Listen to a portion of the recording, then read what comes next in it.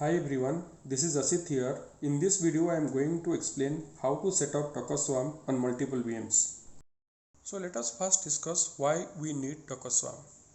Let us say in this scenario we have one host. Under this host we have multiple containers running. Let us say container 1, container 2 and container 3, they are running under host 1. Now when the containers want to talk to each other or communicate with each other, it is possible because they are running under one host, which is host 1. Let us consider this scenario where we are having two hosts. Under host 1 we have container 1, 2, 3 running and host 2 container 4, 5 and 6 running. Now when container 1, 2, 3 they want to communicate with container 4, 5 and 6, it is not possible because container 1, 2, 3 they are running under host 1 which is in different network in compared to container 4, 5, 6, those are running on host 2. In order to make a communication between all the containers across all the hosts, we need either a Docker Swarm or a overlay network. To start with creating Docker Swarm, we must have more than one VMs with us, and Docker must be installed across all the VMs. Docker Swarm. To do Docker Swarm setup, we must have multiple VMs with us, and on each of the VM, Docker must be installed. Let us start this setup. Here I am just going to connect to one of the VM using PuTTY. Once you connected to the VM, simply run this command docker node ls.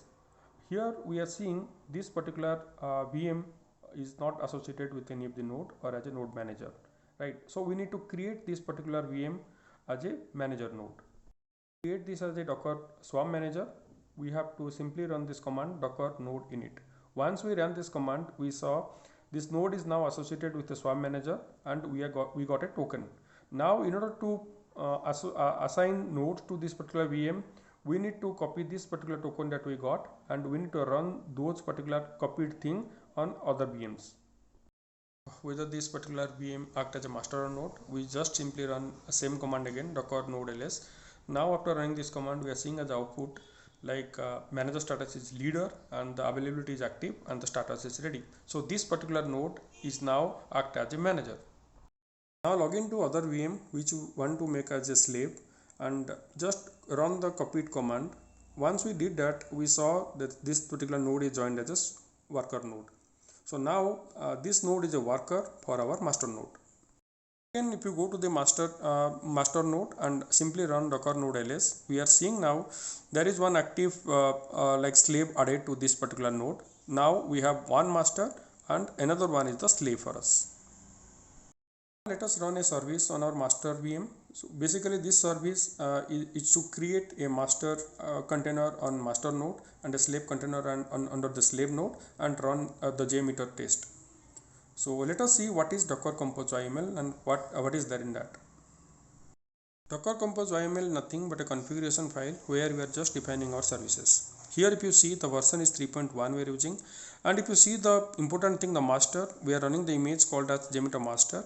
We are opening a port 60,000 for it, and if you see the network is same JM network, and if you see the constraint, right, it is node.role equal to manager. So whatever image we are running like JMeter master, it should be go to the manager node. And when it comes to the slave service, you see the constraint is node.role equal to worker, means this particular JMeter server should go to our worker node. And here again we are opening the port 50,000 and 1099.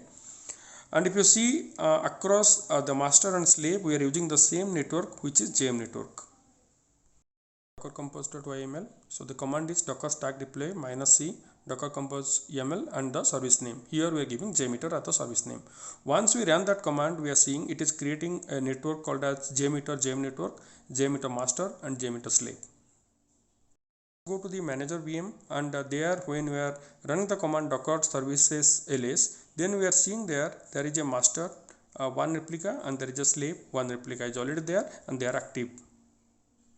Docker ps on my master VM, I can see only the master container or master services running onto it. Let's run docker ps on our slave node. Then we are seeing here the slave service is running into it and there is a container ID also created. Let us go inside container that is running on the master node. In order to do that, we have to simply run this command docker exes -it container name that is running on the master and bash. Then we can see now we are inside the container that is running on the master node. We are inside the master container, and from there let us ping to the container that is running on the slave. Once we do that ping container running on the slave, we are seeing we are getting response back, so that it proves there is a connectivity established between the container running on the master and the slave. Now in order to stop all the services and remove the containers, we simply have to run this command docker compose down. It will take care of removing all the services that has been created while doing the setup. Thank you for watching this.